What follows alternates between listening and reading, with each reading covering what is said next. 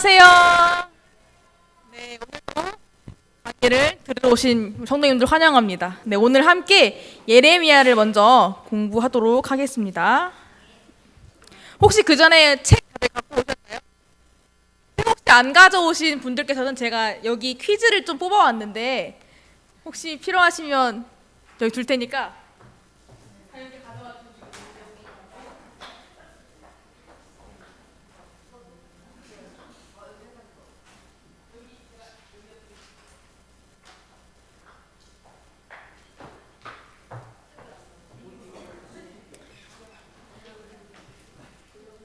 네, 저희는 2주 전부터 선지서를 나가고 있는데요. 오늘은 내게로 돌아오게 하리라는 제목으로 예레미야를 나누어 보도록 하겠습니다. 처음으로 먼저 이사야를 다루면서 선지서 소개를 해드렸습니다. 대선지서와 소선지서가 이렇게 나누어진다고 설명을 드렸는데요. 그때 여기 밑줄 쳐진 다니엘서가 빠졌었습니다. 다니엘서에 관한 부분은 성문서라는 주장이 있고 대선지서라는 주장이 있습니다. 리딩 지저스 4권 10페이지 두 번째 문단에 의하면 유대교의 구약성경 배치에서 다니엘서가 선지서가 아닌 성문서에 포함되어 있고 내용 역시 순수한 예언보다는 역사 이야기와 묵시가 섞인 형태라고 설명하면서 리딩 지저스 4권의 네 번째 문단으로 묵시 문학과 다니엘이 함께 등장합니다. 그러나 유대교의 구약성경이 아닌 전통에 따른 개신교의 신약성경, 즉 저희가 지금 읽고 있는 성경의 구문에는 다니엘서가 대선지서로 구분되어 있습니다. 따라서 저희는 대선지서에 함께 다니엘이 포함되어 있는 것으로 보시고 읽어주시면 되겠습니다. 자, 선지서에 주로 등장하는 히브리어가 무엇이라 그랬죠? 네, 맞습니다. 나비입니다.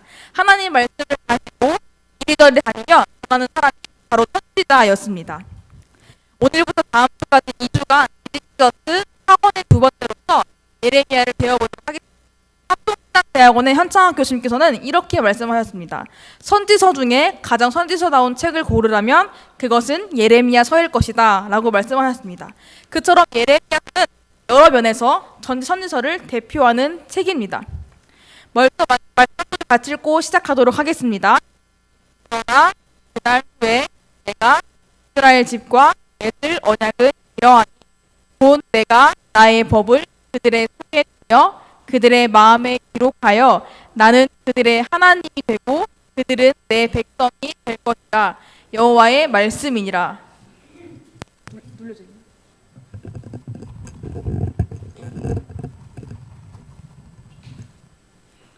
네, 맨 처음 시작한 이사야서를 비롯하여서 선지자들은 어두운 시대 그리고 절망적인 시대 가운데서 자신에게 주어진 하나님의 말씀을 전하였습니다. 그 중에는 특별히 예레미야는 유다 왕국이 멸망으로 치닫던 모든 과정을 지켜보았습니다. 예레미야는 별명이 무엇인지 아십니까? 네, 맞습니다. 눈물의 선지자가 별명입니다. 이 상황을 보면서 눈물로 기도한 선지자가 바로 예레미야였습니다. 이들은 예레미야서에서 죄악의 끝판왕을 보여주며 절망적인 상황을 보여주고 있지만 하나님과 하나님의 신실하심은 그들을 절대 멸망하도록 내버려 두지 않습니다. 하나님께서 하나님의 공의와 은혜의 선포자로 세우신 예레미야 선지자가 전하는 소망의 메시지를 함께 보도록 하겠습니다. 더불어 새로운 언약을 통해 베푸시는 하나님의 주권적인 은혜를 함께 살펴보도록 하겠습니다. 먼저 예레미야가 사역했던 시기에 보도록 하겠습니다. 예레미야는 이사야가 사역했던 640년보다 더 늦은 시기에 사역했습니다. 예레미야는 기원전 627년 요시야 왕 때부터 예루살렘이 바벨론에 무너진 586년 마지막 왕 시드기야 때까지 활동하였습니다. 저희가 이사야를 2주 동안 배웠는데요. 이사야가 사역하던 당시에 남유다의 상황이 혹시 기억나십니까? 좋았을까요? 나빴을까요? 네, 나빴습니다. 사회적으로도 종교적으로도 아주 좋지 못한 상태 가운데 그들은 있었습니다. 이 유다 민족의 종교적인 모습, 사회적인 모습은 극악으로 갈수록 치닫게 되었습니다. 지금부터 왕들에 대해 설명을 드릴 텐데요. 사실 왕들의 그림이 다 똑같습니다. 그래서 그림이 똑같다고 같은 사람이라고 생각하지 마시고 밑에 이름표가 좀 달라지니까 그것을 참고해 주시면 감사드리겠습니다. 당시 왕위에 올랐던 요시야 왕은 8살의 왕위에 오르게 되는데요. 요시야 왕은 그의 할아버지인 므낫세와 아버지 암몬에게서 잘못된 길에 빠진 유다 왕국을 물려받게 됩니다. 그러나 그는 그의 할아버지와 아버지와는 다르게 겸손하게 하나님만 바라보며 왕위를 계승하였습니다. 그가 18살이 되었을 때에 성전에 있는 작업자에게 성전을 수리하도록 맡깁니다. 성전을 수리하게 된 것은 우상을 섬기던 여러 왕들이 성전에 관심을 갖지 않았기 때문이며 더불어 우상을 섬기느라 그 시설들을 많이 망가뜨렸기 때문입니다. 그래서 대제사장과 서기관들이 율법책을 발견하게 되는데 서기관은 요시야 왕 앞에서 그 율법책을 읽게 되자 그는 옷을 찢습니다. 그가 옷을 찢은 이유는 그의 마음 때문입니다.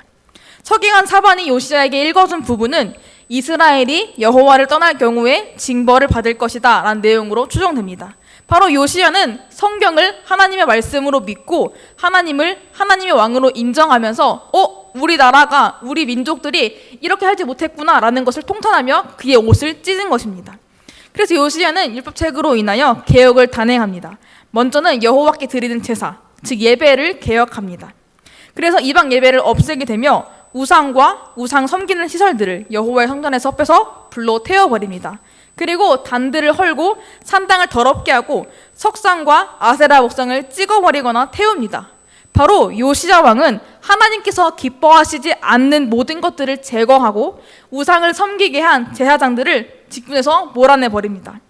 그리고 요시야 왕은 발견한 언약책의 모든 말씀을 모든 장로들 앞에서 읽히며 하나님의 말씀을 따라가기로 결단합니다.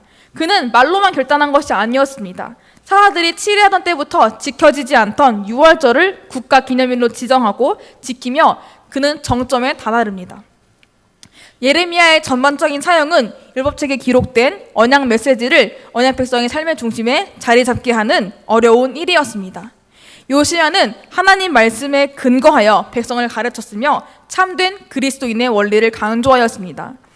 이 말씀 함께 같이 따라 읽겠습니다. 요시야와 같이 마음을 다하며 뜻을 다하며 힘을 다하여 모세의 모든 율법을 따라 여호와께로 돌이킨 왕은 요시야 전에도 없었고 후에도 그와 같은 자가 없었더라. 바로 요시야는 하나님께 향한 마음이 진실했던 왕이었습니다. 그러나 요시야는 애굽 왕과 싸우다가 애굽 왕이 그를 죽이게 되므로 죽음을 맞이합니다. 그 다음으로 여호와스가 그 뒤를 잇습니다. 그는 하나님께 충성된 아버지인 요시야 밑에 자랐음에도 불구하고 하나님 보시기에 악을 행합니다. 그의 아버지에 대한 평가는 무엇입니까? 여호와 보시기에 정직히 행하여 이었습니다만 여호와스에게는 뭐라고 평가합니까? 여호와 보시기에 악을 행하였더니 라는 평가를 내립니다. 바로 하나님 보시기에 아버지가 아무리 좋게 잘 가르쳤지만 그의 아들은 하나님 보시기에 악을 행하였다는 것입니다. 그리고 그는 애굽에 의하여 왕의 자리에서 물러나 죽게 되며 요시야의 다른 아들 엘리야김을 여호야김이라 바꾸고 왕의 자리로 세웠습니다. 여호야김 또한 여호와스와 같이 그의 조상들이 행한 모든 일을 따라서 하나님 보시기에 악을 행합니다. 여호야김은 하나님의 종 선지자를 죽인 죄악과 예언서인 두루마리를 칼로 베어 불에 태운 죄악을 저지르게 됩니다. 그리고 그의 시대의 바벨론 왕 느부갓네살에 즉위하는데요. 여호야김은 본래 최사슬로 결박되어서 바벨론으로 잡혀가야 했지만 그는 바벨론에 충성하겠다고 서약한 뒤에 풀려나게 됩니다. 그러나 그는 3년간 섬기다가 느부갓네살을 배반하게 됩니다. 박연서 목사님은 이런 바벨론을 배반한 행위를 두고 하나님의 섭리를 거역한 죄악이다 라고 말합니다. 바로 거짓 선지자들의 권면을 따른 모습이었습니다. 그 다음으로 여호야김이 죽고 그의 아들로 여호야긴이 18세의 왕이 되지만 그의 아버지인 여호야김을 따라서 하나님 보시기에 악을 행합니다. 그때 바벨론 왕 느부갓네살의 신하들은 예루살렘을 점령하여서 여호와의 성전의 모든 것과 예루살렘의 백성, 모든 지도자, 용사, 장인, 대장장이를 사로잡아갑니다. 열왕기하 20장 14절이 이렇게 말하고 있습니다. 비천한 자 외에는 그 땅에 남은 자가 없었더라 라고 말하고 있습니다. 그리고 마지막으로 온 시드기야 왕인데요. 여호야긴의 작은 아버지인 mat단야의 이름을 시드기야라 바꾸고 그를 마지막 왕으로 세웁니다. 그 또한 여호와 보시기에 악을 행합니다. 본래 모세 때부터 이스라엘이 범죄하게 되면 예루살렘은 원수들에게 포위가 되고 기근이 올 것이다라는 내용은 모세 때부터 예언된 내용이었습니다. 그러나 이스라엘의 수많은 왕들은 선지자의 말을 신뢰하지 않았습니다. 더 나아가 선지자의 말을 신뢰하지 않은 것이 아니라 하나님 말씀을 듣지 않았고 하나님 참 주인으로 인정하지 않았습니다. 결국 시드기야는 자기 아들들이 자기 앞에서 죽임을 당하고 자기도 눈이 빠져서 바벨론으로 끌려가게 됩니다. 바벨론의 신하들은 예루살렘에 있는 여호와의 성전을 불로 태우며 유다 백성들이 바벨론의 포로로 끌려가게 되는 것으로 마무리하게 됩니다. 이처럼 유다 왕 요시야 때부터 마지막 왕 시드기야를 살펴보았는데요. 이 모든 시기가 예레미야가 선포했던 말씀에 있었던 왕들이었습니다. 요시야 왕을 제외하고는 모든 왕들이 하나님 말씀을 듣지 않고 하나님 보시기에 악을 행합니다. 예레미야는 이 끔찍한 일들을 보면서 하나님 말씀을 전해야 했습니다. 그렇기 때문에 눈물의 선지자라고 말하는 것일지도 모릅니다. 대부분의 왕들은 예레미야가 하는 예언들이 반역과 같이 들렸습니다. 왜냐하면 자신의 귀에 듣기 좋은 말만 하던 백성들에게는 멸망당한다라는 말이 듣기 좋지 않았기 때문입니다. 하나님 택한 백성들의 모습이 더욱 크게 달아자 하나님은 선지자 예레미야를 부르셔서 심판의 메시지를 선포하도록 하십니다. 먼저는 예레미야서의 구조를 보도록 하겠습니다. 예레미야서 한 주간 읽으시면서 어떠셨습니까? 어려웠습니까? 쉬웠습니까?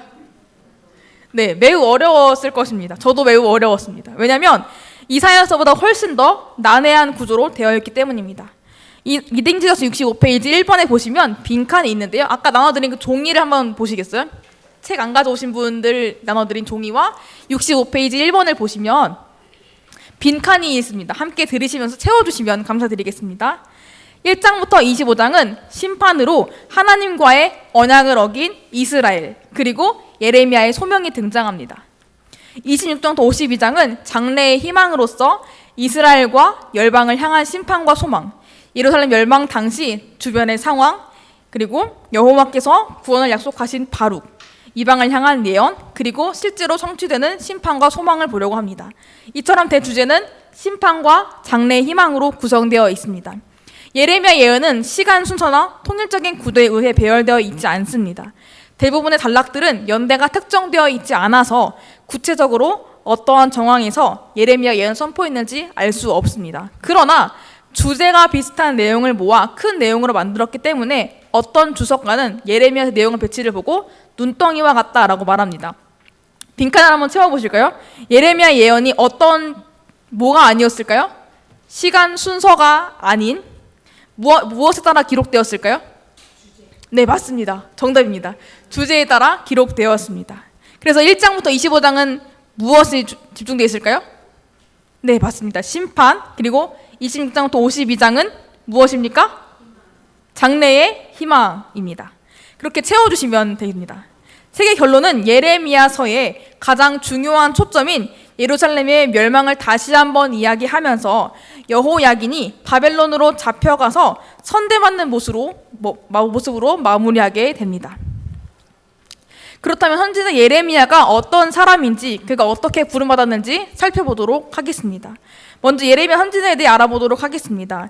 예레미야 이름은 무엇으로 적혀 있습니까? 여호와께서 던지신다. 이 뜻은 바로 심판하신다라는 뜻도 포함되어 있습니다. 이 예레미야는 50년 동안 예언한 선지자이며 예루살렘의 최후 멸망 후까지 예언한 사람이었습니다. 이사야서가 몇 장부터 이사야의 부름이 등장했는지 기억나십니까? 이사야서를 부르신 장이 몇 장이었지요? 6장이었습니다. 6장부터 하나님께서 이사야를 부르신 장이 등장했는데 예레미야는 1장부터 등장하게 됩니다. 예레미야 1장 5절을 함께 읽겠습니다. 내가 너를 모태에 짓기 전에 너를 알았고 내가 배에서 나오기 전에 너를 성별하였고 너를 여러 나라의 선지자로 세웠노라 하시기로. 하나님께서는 예레미야로 하여금 선지자로서의 확신을 주시며 그가 스스로 소명을 가질 수 있도록 그가 태어나기 전부터 예레미야를 아셨고 그가 태어나기 전부터 성별하였다라고 말씀하십니다. 그 무엇보다도 하나님께서 함께 하셔서 구원하실 것이기 때문에 두려워하지 말라라고 말씀하십니다. 그렇기 때문에 예레미야는 언약 백성을 비롯해 넓은 영역까지 뻗어나가며 심판의 메시지를 선포하였습니다. 구약 성경을 살펴보면 하나님께서 부르신 사람들은, 즉 모세와 이사야와 같은 사람들은 자신의 연약함을 토로합니다. 바로 자신이 하나님의 일을 감당하기에 너무 부족함을 말하고 있는 것입니다. 이렇듯이 예레미야도 자신이 선지자로서 부족함을 토로합니다. 무엇이라 말한가요? 나는 아이라 말할 줄을 알지 못하나이다 라고 말합니다. 여러 전통적인 견해를 가진 학자들에 의하면 예레미야가 이 말을 했을 자신은 나이가 청소년기, 바로 18세라고 말하고 있습니다. 그러나 예레미야는 나이에 많고 적음보다 자신이 하나님의 일을 감당하기에 역량이 부족하다라고 말합니다. 그럼 하나님은 이런 겸손한 예레미야에게 이에 해결 방안으로 두 가지를 주십니다. 첫 번째로는 무엇입니까? 너는 아이라 말하지 말고 내가 너를 누구에게 보내든지 너는 가며 내가 내게 무엇을 명령하든지 너는 말할지니라 라고 말씀하십니다. 이는 보내시는 분이 어떤 분인지를 알게 합니다. 보내시는 분이 누구이실까요? 네, 하나님이 보내시는 것입니다. 그렇기 때문에 예레미야는 하나님 명령에 순종하는 것이 그에게 맡겨진 것이었습니다. 왜냐하면 그 후의 일을 하나님이 다 감당하실 것이기 때문입니다. 더불어 선지자는 자기 말을 하는 사람이 아니라 하나님 말씀을 전하는 자이기 때문에 그가 아무리 어리고 미숙한 것은 문제가 되지 않다라고 말하는 것입니다. 그렇기 때문에 하나님은 뒤 8절에서 너는 그들 때문에 두려워하지 말라. 내가 너와 함께하여 너를 구원하리라. 나 여호와의 말이니라고 하시며 예레미야의 입술에 하나님의 말을 두십니다. 하나님 본격적으로 사명을 주십니다. 예레미야 1장 10절의 말씀입니다. 함께 읽겠습니다. 보라, 내가 오늘 너를 여러 나라와 여러 왕국 위에 세워 내가 그것들을 뽑고 파괴하며 파멸하고 넘어뜨리며 건설하고 심게 하였느니라 하시니라. 리딩지저스 책 65페이지 두 번째 빈칸을 또 한번 채워보도록 하겠습니다. 여기는 무엇이 있을까요? 먼저 뽑고 파괴하며 파멸하고 넘어뜨리며 라는 단어가 있습니다. 네? 네, 그것도 있습니다. 조금 이따가 다 설명드리도록 하겠습니다. 이 단어를 보면 어떻습니까? 단어의 분위기가 좀 어때 보입니까? 무섭다. 또 어떻습니까?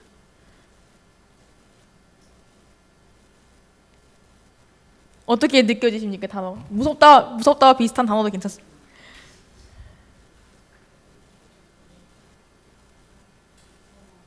네? 네, 심판, 네, 무섭다 이런 등장합니다. 이 내가 단어는 말씀하신 대로 장차 임할 심판에 대한 메시지입니다.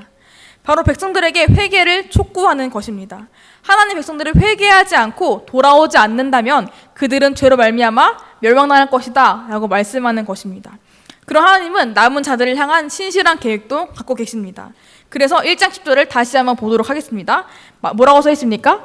건설하고 심게 하였느니라 라고 말씀하십니다. 하나님은 파괴하신 것을 다시 건설하시고 넘어뜨리신 것을 다시 심으십니다. 빈칸에 그럼 무엇을 채워야 할까요? 뽑고 파괴하며 파멸하고 넘어뜨리며 건설하고 심게 라고 채워주시면 됩니다. 이렇게 하나님께서는 깊고 어려운 이 시대에 선지자가 나아가야 하는 이유와 하나님의 선하시고 신실한 계획을 말씀하여 주십니다. 하나님 목적은 그들이 넘어져 어려움을 겪게 하는 것일까요? 어떨까요? 네, 맞습니다. 아닙니다. 이렇게 위험을 겪게 하는 것이 아니라 백성들 중 남은 자들을 향한 구원을 보여주시고 또 구원하실 것이며 많은 환난 속에서 택한 자들을 보호하시는 것이 하나님의 신실하신 계획과 목적이라는 것입니다. 그리고 예레미야에게 이런 하나님의 말씀의 권위를 더욱 선명하게 나타내시기 위하여 두 가지의 환상을 보여주십니다. 첫 번째는 살구나무 가지 환상입니다. 살구나무를 왜 보여주셨을까요? 살구나무는 히브리어로 서케드라고 부르며 뜻은 깨어있다라고 합니다.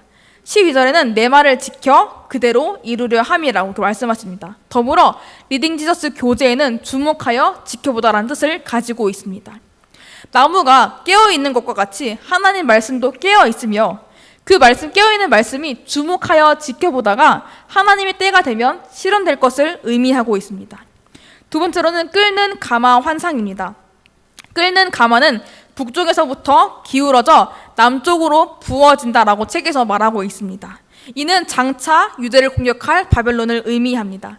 끓는 가마의 물이 재앙이라는 뜻이니 북쪽에서부터 유다로 내려와서 그 백성을 진멸할 것이다 라고 말합니다. 종교개혁자 존 칼빈은 가마를 달구는 불은 북에서 내려오는 바벨론 상징하는 동시에 끓는 물은 유다를 가리킨다고 말합니다. 즉 북에서 내려오는 전쟁의 환란으로 인해서 유다는 물이 끓듯이 고난을 당한다는 의미가 됩니다. 하나님은 유대 민족에게 이런 환상을 말씀하시고 그 뜻을 알려주신 이유는 바로 깨닫게 하시려는 목적이 있으신 것입니다. 하나님께서 정말로 그들이 환난 당해서 파멸하게 원하셨다면 선지자를 보내지도 않으셨을 것이고 그들에게 환상을 통해 말씀하지도 않으셨을 것입니다. 우리들의 자녀가 어린 나이에 위험한 곳으로 갈 때 어떻게 합니까? 하지 말라고 하고 우리가 가서 그 아이를 건져냅니다. 이처럼 하나님께서는 그들이 다치기를 원하고 파멸하기 원하는 것이 아니라 그들이 다시 돌아오고 보호받기를 원하기 때문에 이렇게 선지자를 보내시고 말씀하시는 것입니다. 더불어 두 번째로는 이 모든 것이 하나님으로부터 온 것임을 알도록 합니다. 사람들은 어떤 일을 당할 때에 좋은 일이든 아주 극악의 일이든 우연이라고 말합니다. 하지만 하나님은 그 모든 일들이 하나님께서 내리신 것임을 알도록 하십니다. 이것이 바로 예레미야의 사역 초기에 선포된 말씀이었습니다.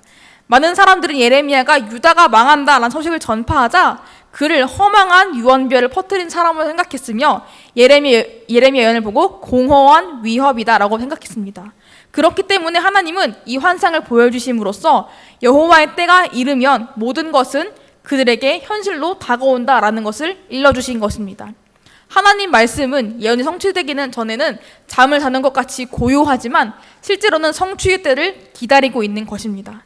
이것을 보는 많은 사람들은 성취되기 전 하나님 말씀이 이루어지지 않는다고 하여서 하나님 말씀을 가벼이 여기고 듣지 않습니다. 이처럼 이사야 전반부가 심판의 여체로 가득 찬 것처럼 예레미야 전반부 또한 심판의 여체로 가득 차게 됩니다. 전반부의 핵심은 하나님의 백성의 죄로 인하여 곧 임하게 될 심판을 선포하게 되면 후반부는 여호와의 백성을 향한 희망을 보여주게 됩니다.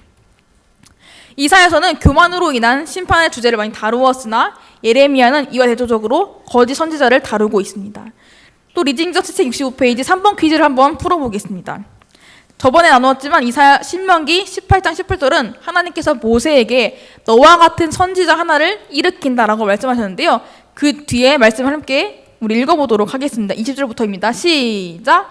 만일 어떤 선지자가 내가 전하라고 명령하지 아니한 말을 제 마음대로 내 이름으로 전하든지 다른 신들의 이름으로 말하면 그 선지자는 죽임을 당하리라 하셨느니라. 내가 마음속으로 이르기를 그 말이 여호와께서 이르신 말씀인지 우리가 어떻게 알리요 하리라. 만일 선지자가 있어 여호와의 말씀으로 이름으로 말한 일에 증언도 없고 성취함도 없으면 이는 여호와께서 말씀하신 것이 아니요 그 선지자가 제 마음대로 한 말이니 너는 그를 두려워하지 말지니라. 하나님 말씀 받은 적 없는 선지자가 하나님의 이름으로 선지자의 행세를 하며 하나님 말씀이라고 하거나 또는 다른 신들의 이름으로 예언하는 모습을 말씀하고 있는 것입니다. 빈칸에는 무엇이라고 채우면 바로 신명기 18장 20절에서 22절에 따르면 어떤 선지자일까요? 네, 거짓 선지자들은 하나님이 허락하지도 않고 부르시지도 않았는데 그분 이름으로 예언하거나 다른 신들의 이름으로 예언합니다 라고 채워주시면 됩니다. 거짓 예언하는 거짓 선지자는 어떻게 됩니까? 최후가 어떻게 됩니까? 죽임을 당하게 됩니다. 이사야서를 함께 공부할 때 다루었는데요. 이를 분별하는 기준이 무엇이었을까요? 22절에 힌트가 있습니다. 두 가지입니다. 증언. 네, 맞습니다. 증언과 성취함입니다. 그리고 이미 기록된 모세오경이 선지자들에게는 사형의 기준이 되며 그리고 듣는 사람들에게는 백성의 말, 그 선지자의 말이 옳은 말인지 아닌 말인지 판단할 수 있는 기준이 되었다고 하였습니다. 이처럼 이스라엘 백성들은 선지자가 참인지 거짓인지를 판단하기 위하여 진행되고 있는 역사 속에서 이루어지고 있는 사건을 보아야만 했습니다. 그래서 선지서에는 인증의 법칙이라고 부를 수 있는 그때의 내가 여호와인 줄을 그들이 알리라 라는 표현이 사용됩니다. 이사야서 56장 6절에서 그러므로 내 백성은 내 이름을 알리라. 그러므로 그 날에는 그들이 이 말을 하는 자가 나인 줄을 알리라. 내가 여기 있느니라 라고 말합니다. 에스겔에서는 내가 여호와인 줄을 그들이 알리라는 표현이 상당히 많이 사용되는데요. 제가 이걸 준비하면서 직접 세봤는데 23번이 나왔습니다. 에스겔에서만. 근데 또 다른 표현으로, 비슷한 표현으로 더 많이 나왔는지도 모르겠습니다. 네, 아까 3번 퀴즈에 의해서 선지서에는 어떤 법칙이라고 부릅니까? 임증의 법칙이라고 부를 수 있는 그때의 내가 여호와인 줄을 그들이 알리라는 표현이 사용됩니다. 더불어 선지서들은 사자 공식이라는 것을 사용하였습니다. 사자는 동물 사자가 아니라 메신저 포뮬라, 그리고 히브리어는 코 아마르 아도나이로서 하나님께서 직접 입에 넣어주신 말씀을 말하고 있습니다. 이는 하나님의 주권을 나타내며 약속의 확실성을 보증하고 있습니다. 그 선지자들이 사자 공식을 사용하면서 내가 전하는 말씀은 내 말이 아니라 하나님께서 친히 해주시는 말씀이다.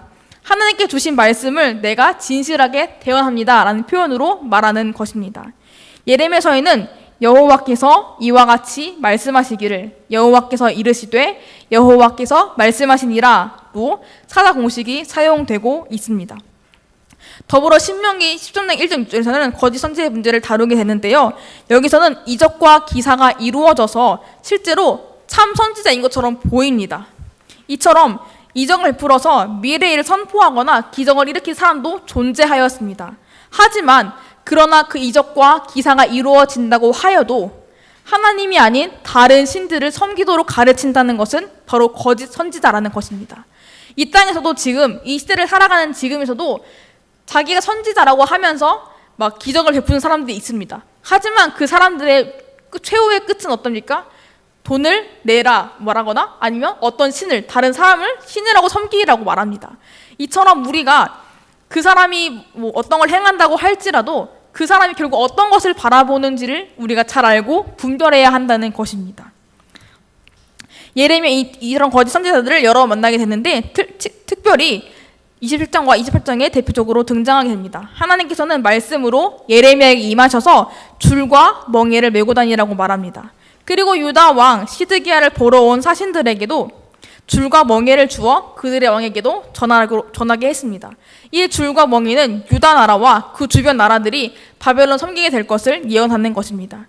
이것은 다른 사람 눈에는 매우 어리석어 보였을 것이고 더 나아가서는 이해하고 받아들이기 어려웠을 것입니다. 왜냐하면 바벨론을 이기려고 준비하는 단계에 있는데 우린 바벨론을 이겨야 하는데 바벨론을 섬기라고 하니까 이거 무슨 뚱딴지 같은 소리지? 라고 생각했을 것입니다. 그래서 선지자 하나냐는 여호와의 성전에서 예레미야와 정반대로 이야기합니다. 함께 읽겠습니다.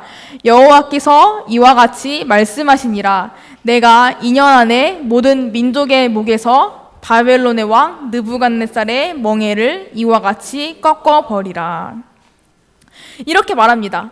바로 여호와의 성전 모든 기구를 2년 안에 다시 이곳으로, 우리가 있는 이곳으로 돌려올 것이다 라고 말하며 바벨론 왕의 멍에를 꺾을 것이라고 말합니다. 이 말은 바로 그들이 정말 듣기 좋은 말, 사람들이 듣기 좋아하는 말을 한 것입니다. 하나님 말씀이 아니라 그 사람들이 원하는 말을 이 거짓 선지자가 전하게 된 것입니다. 심지어 그는 그런 말을 하면서 뭐라고 말합니까? 맨 첫 줄에 여호와께서 이와 같이 말씀하시되 라고 하면서 거짓 선지자인데 일반 선지자처럼 사자 공식을 사용하여 잘못된 표현을 하고 있습니다. 그러면 선지자 예레미야의 목에 걸려있는 멍에를 꺾어버리며 하나님 말씀을 모독하여 버립니다. 선지자 예레미야는 이 선지자 하나냐가 거짓된 말을 하고 있음을 알았습니다. 왜냐하면 하나님께서 자신에게 주신 말씀과 다른 말을 하고 있었기 때문입니다.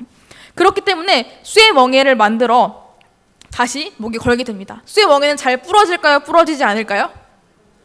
네, 잘 부러지지가 않습니다. 이처럼 사람이 아무리 꺾고 방해한다고 할지라도 하나님 말씀은 성취된다라는 것을 말씀하고 있습니다.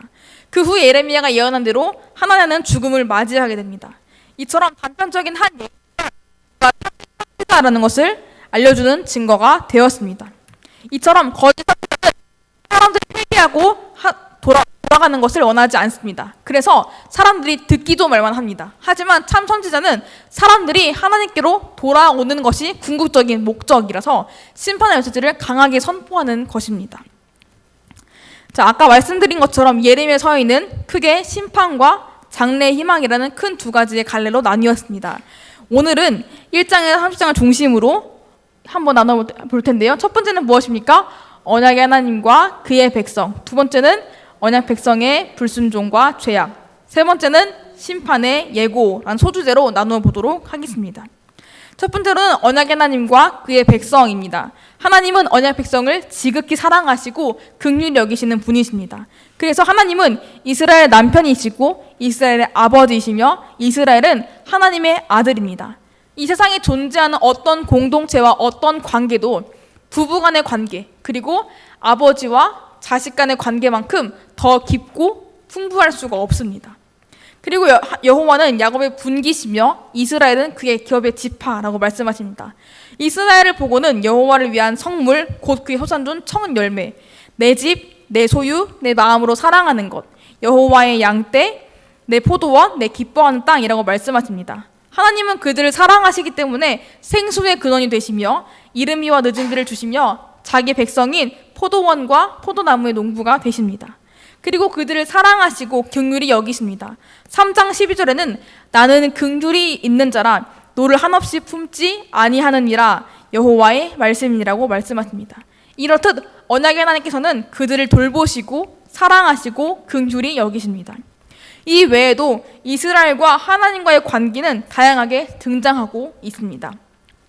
언약관계 공식은 예레미야서 7장 20절인데 함께 읽겠습니다. 오직 내가 이것을 그들에게 명령하여 이르기를 너희는 내 목소리를 들으라. 그리하면 나는 너희 하나님이 되겠고 너희는 내 백성이 되리라. 너희는 내가 명령한 모든 길로 걸어가라. 그리하면 복을 받으리라 하였으나. 이것이 바로 언약 백성에게 주시는 언약 관계에서의 공식이라는 것입니다.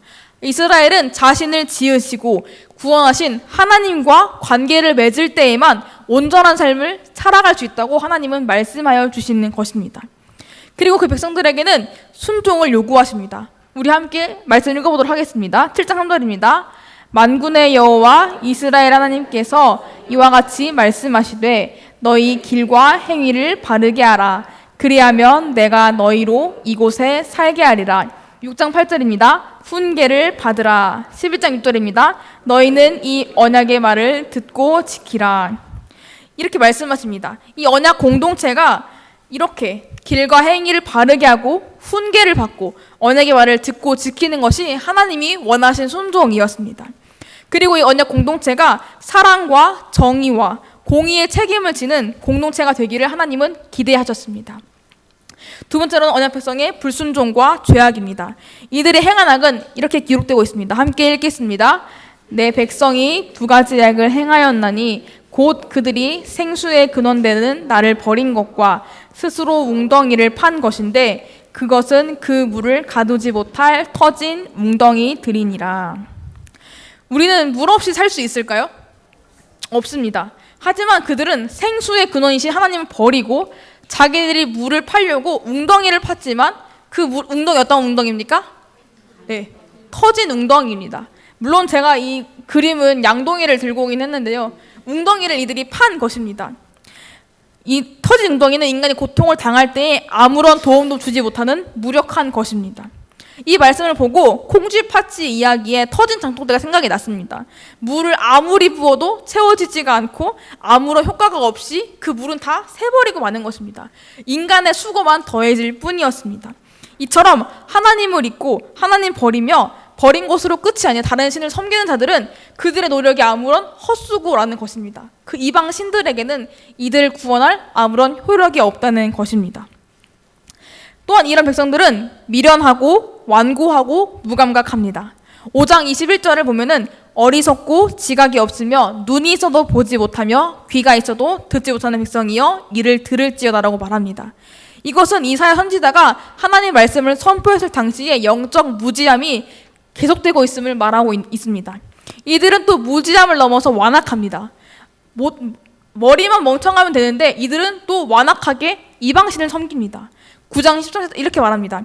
여호와께서 말씀하시되 이는 그들이 내가 그들의 앞에 세운 나의 율법을 버리고 내 목소리를 순종하지 아니하며 그대로 행하지 아니하고 그 마음의 완악함을 따라 그 조상들이 자기에게 가르친 바알들을 따랐음이라. 하나님을 따라 살아가는 백성들은 하나님 버리고 우상 숭배하는 범죄를 저지릅니다. 우상 숭배는 예레미야서에서 가장 대표적으로 나타난 범죄였습니다. 마지막으로는 무감각입니다. 이 무감각은 징계를 받아도 돌이키지 않는 모습입니다. 이들은 백성들의 가중함이 얼마나 가중했냐면 이 말씀을 통해서 말하고 있습니다. 내가 제물로 스스로 씻으며 내가 많은 비누를 쓸지라도 내 죄악이 내 앞에 그대로 있으리니.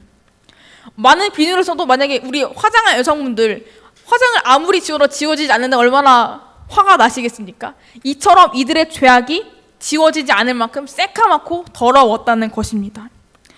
이들은 또 얼마나 죄악이 심했냐면 불순종하면서도 하나님의 보호를 기대했습니다. 죄를 짓는데 하나님 우리 도와주세요 하고 말하는 것입니다.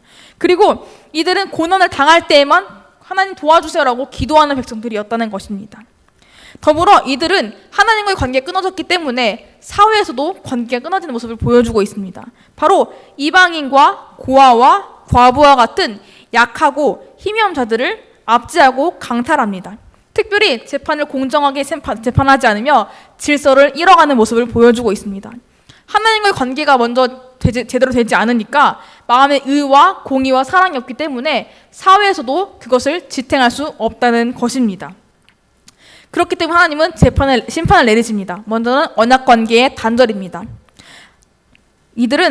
하나님께서 이들을 대적으로 삼으시고 인자와 긍휼을 제거하시며 대적이 된 그들에게 등을 보이고 얼굴을 보이지 않겠다라고 말씀하십니다. 바로 그들을 긍휼히 여기시고 사랑하는 관계에서 관계를 끊어버리시겠다라고 말씀하시는 것입니다. 그리고 예루살렘을 무더기로 만들며 소리를 끊어버리시고 그들을 진멸하시겠다라고 말씀하십니다. 그리고 그 땅을 황폐하게 하시겠다라고 말씀하십니다. 하나님께서 이처럼 말씀하시는 것은 피할 수 없는 심판이라는 것을 강력하게 선포하는 것입니다. 4장 28절 이렇게 말하고 있습니다. 내가 이미 말하였으며 작정하였고 후회하지 아니하였은즉 또한 거기서 돌이키지 아니하리라 하셨음이로다 라고 말씀하시며 하나님께서 이 심판을 반드시 이루실 것이라는 것을 확증하고 있습니다. 이렇게 하나님이 사랑하시는 백성들이었지만 그들의 죄악으로 인하여 하나님은 그 관계를 끊어버리신다는 것입니다. 그러나 그들이 임한 심판은 맨 처음 예레미야가 받았던 소명처럼 뽑고 파괴하고 파멸하고 넘어뜨린다가 목적이 아니었습니다. 하나님의 목적은 그 다음에 나온 건설하고 심게 한다라는 것이 하나님의 목적이라는 것입니다. 예레미야 18장 11절 이렇게 말하고 있습니다. 그러므로 이제 너는 유다 사람들과 예루살렘 주민들에게 말하여 이르기를 여호와의 말씀에 보라 내가 너희에게 재앙을 내리며 계책을 세워 너희를 치려하노니 너희는 각기 악한 길에서 돌이키며 너희의 길과 행위를 아름답게 하라 하셨다 하라. 이들을 치려하는데 치려하고 너희를 파멸하게 한다가 끝이 아니고 치려하노니 너희는 각기 악한 길에서 돌이키며 너희의 길과 행위를 아름답게 하라 라고 말씀하십니다. 즉 하나님은 그들에게 재앙을 내리심으로 백성들이 스스로 죄악을 깨닫고 회개하고 죄사함을 얻으며 하나님이 어떤 분이신지를 알게 되며 그래서 생명과 축복의 길도 돌아오게 하는 것이 하나님의 목적이라는 것입니다. 그래서 25장 5절 이렇게 말하고 있습니다. 함께 읽겠습니다. 그가 이르시기를 너희는 각자의 악한 길과 악행을 버리고 돌아오라. 그리하면 나 여호와가 너희와 너희 조상들에게 영원부터 영원까지 준 그 땅에 살리라 라고 말씀하십니다. 하나님은 즉 돌아오라라고 말씀하시는 것입니다. 하나님은 말로는 그들에게 기쁨을 끊겠다라고 말씀하시지만 결국 그들이 가진 기쁨을 회복하기를 기대하고 있는 것입니다. 하나님은 자기 백성을 포기하지 않으시는 언약의 하나님이십니다. 따라서 죄악 중에 있는 백성이 돌아와 고침받기를 원하시지 완전하게 멸망당하기를 원하시지 않는 것입니다. 예레미야는 그 하나님 마음을 보았고 구원의 소망을 보았기 때문에 유다를 향해서 계속 회개의 메시지, 심판의 메시지를 선포한 것입니다. 이렇게 예레미야 파트 1이 마무리되게 됩니다. 오늘 예레미야 파트 1을 처음 살펴보게 되었는데요. 예레미야가 사역했던 당시 시대 배경과 구조, 예레미야의 부르심과 사명, 그리고 1장과 30장의 두 메시지를 살펴보았습니다. 하나님과 이스라엘의 관계는 앞서 말씀드린 것과 같이 남편과 아내 그리고 아버지와 아들이었습니다. 그들이 죄악 때문에 하나님을 잊고 떠났지만 그 사람들을 사랑하시기 때문에 돌아오기만을 기다리고 계십니다. 그리고 돌아올 때는 그 행한 죄를 기억하고 벌을 주시는 것보다 그들을 용서하고 다시 관계를 회복하시는 것이 하나님의 사랑이라는 것입니다. 우리의 삶도 그러합니다. 하나님께서 우리를 너무 사랑하시기 때문에 하나님의 자녀로 삼아 주셨습니다. 죄인이 우리를 향해서 주시는 그 사랑과 은혜를 바라보기를 소망합니다. 이스라엘 백성들은 눈에 보이는 이익만을 따라보면서 마음으로는 우상을 따라가며 또 힘든 일이 있을 때는 하나님을 찾는 이중적인 모습을 보였습니다. 그런 성경은 말하고 있습니다. 두 주인을 섬기지 못한다고 말하고 있습니다. 우리는 이처럼 그렇게 따라가지 않기를 소망합니다. 먼저는 베푸신 은혜를 찬양하고 기도한 삶을 살아가며 하나님 약속을 신뢰하는 삶을 살아가기를 기도합니다. 존 칼빈 예레미야 설교 중에 이렇게 말했습니다. 하나님이 우리에게 베푸시는 선을 존중하는 법을 배웁시다. 왜냐하면 그때 우리는 우리가 그의 자녀임을 선언하기 때문입니다. 하나님은 우리가 동시에 다른 무엇으로 왕을 삼지 않을 경우에만 참된 우리의 왕이 되실 수 있습니다. 라고 예레미야 설교 가운데 말한 것입니다. 우리는 죄인임을 늘 인정하며 살아가야 합니다. 우리가 당연히 이렇게 하나님의 은혜를 받고 살아가는 존재가 아니라 우리가 죄인이지만 하나님께서 택해 주셔서 우리를 의롭게 하시고 은혜로 부르셨다라는 것을 잊으면 안 된다는 것입니다. 우리의 존재를 향해서 구원을 내미시고 우리를 부르신 주님을 찬양하는 삶을 살아가기를 소망합니다. 오늘은 예레미야서를 묵상하면서 찬양한 생각난 사연이 있었습니다. 오랫동안 모든 죄를 범한 백성들에게 불구하고 하나님께서 그들을 사랑하셔서 선지자들을 보내주셨습니다. 다시 오기를 기다리시는 아버지와 같은 사랑이 예레미야서에 담겨 있었습니다. 주님의 크신 은혜와 사랑을 기억하면서 함께 찬양하시겠습니다. 근데 오늘 노진동 도사님이 휴가를 가셔가지고 우리 오늘은 기타 없이 목소리로 찬양해 보도록 하겠습니다. 시작. 오랫동안 모든 죄 가운데 빠져 더럽기가 한량 없던 우리들 아무 공로 없이 구원함을 얻어 하나님의 자녀 지금 되었네. 주의 그 사랑 한량 없도다. 찬송할지어다 예수의 공로. 주의 그 사랑 한량 없도다. 찬송할지어다 예수의 공로. 주의 보혈로써 정결하게 씻겨 죄악에서 떠난 몸이 되었고 세상 근심 구름 간 곳 없어지니 하나님의 빛이 영화롭도다. 주의 그 사랑 한량 없도다. 찬송할지어다 예수의 공로. 주의 그 사랑 한량 없도다. 찬송할지어다 예수의 공로. 죄의 깊은 잠과 뜬 세상의 꿈을 어서 깨어나라 나의 친구여. 은혜 받은 날과 구원 얻을 때가 지금 온 세상에 선포되었네. 주의 그 사랑 한량 없도다. 찬송할지어다 예수의 공로. 주의 그 사랑 한량 없도다. 찬송할지어다 예수의 공로. 우리가 주님의 그 사랑을 정말 기억하며 살아가기를 소망합니다. 다음 시간은 이렇게 말씀하신 심판에 대한 예언의 성취와 새 언약의 약속, 언약 관계의 회복, 예루살렘에 임재하시는 여호와, 그리고 하나님께서 일으키실 한 의로운 가지, 곧 공의로운 가지를 대해서 말씀드리도록 하겠습니다. 특별히 다음 주에는 리딩 지저스 저희가 이렇게 강의하는 수업 듣는 모습을 촬영하러 이렇게 오신다고 합니다. 그래서 특별히 다음 주에는 꼭 오셔야 하고요. 또 혼자 오시지 말고 한 명씩 더 이렇게 데리고 오셔야 합니다. 들어오실 때 한 명씩 더 데리고 오지 않으시면 다시 이렇게 한 명씩 데리고 오도록 특명을 드리도록 하겠습니다. 그래서 우리가 예레미야 나눌 텐데요. 첫 번째 나누다 보니까 예수님의 이야기가 좀 많이 축소된 부분이 있습니다. 그래서 오늘 축소된 부분은 다음 시간에 나눌 예정이니까 꼭 다음 주로 빠지지 마시고 함께 해주시면 감사드리겠습니다. 오늘 함께 기도하고 마무리하도록 하겠습니다. 하나님, 오늘 또 이렇게 예레미야서를 함께 읽고 나누었습니다. 비록 그들이 정말 하나님 백성이지만 하나님 말씀을 듣지 않고 살아가는 모습을 많이 보여주었습니다. 그럼에도 불구하고 그들을 향하여 내미신 그 구원의 손길과 심판의 지지를 보면서 우리가 또 하나님의 은혜를 기억하고 하나님의 사랑을 묵상하게 됩니다. 우리 삶 가운데 함께해 주셔서 우리가 정말 주님의 은혜를 기억하고 주님의 말씀을 잊지 않고 살아갈 수 있도록 항상 인도하여 주시옵소서. 한 주간 또 말씀을 읽을 때 우리에게 또 기억나게 하시고 생각나게 하시고 말씀에서 읽힐 수 있도록 하나님 인도하여 주시옵소서. 예수님의 이름으로 기도드립니다. 아멘. 감사합니다. 감사합니다.